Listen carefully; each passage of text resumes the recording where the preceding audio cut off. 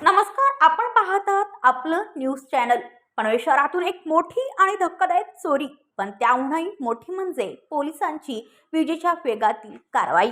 पनवेल शहर पोलीस ठाण्याच्या हद्दीतून तब्बल 55 लाख रुपये किमतीचा टाटा कंपनीचा टिपर ट्रक मध्यरात्री चोरीस गेला आणि अवघ्या 8 तासांच्या आत गुजरातमधून जप्त करण्यात आला.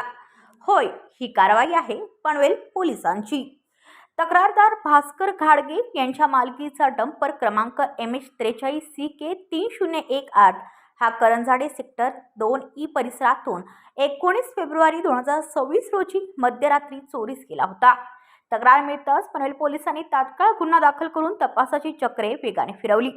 वाहनामध्ये बसवलेल्या GPS प्रणालीच्या माध्यमातून पोलिसांनी लोकेशन ट्रॅक केले. तपासादरम्यान वाहन पालघर मार्गे गुजरातच्या दिशेने जात असल्याचे स्पष्ट झाले. क्षणाचाही विलंब न लावता विशेष पथक तयार करण्यात आले आणि सुरू झाला थरारक पाठलाग. वाहन महाराष्ट्राची हद्द ओलांडून गुजरातमध्ये प्रवेश करताच पालघर LCB आणि वलसाड LCB यांच्याशी समन्वय साधण्यात आला.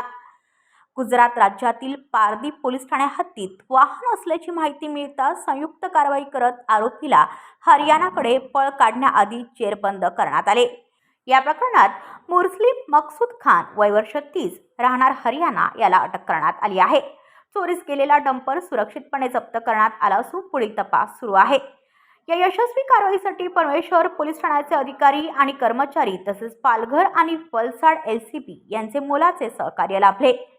पनवेल पोलिसांनी पुन्हा एकदा सिद्ध केलं आहे, गुन्हेगार कितीही लांब पळाला तरी कायद्याच्या हातातून सुटका नाही.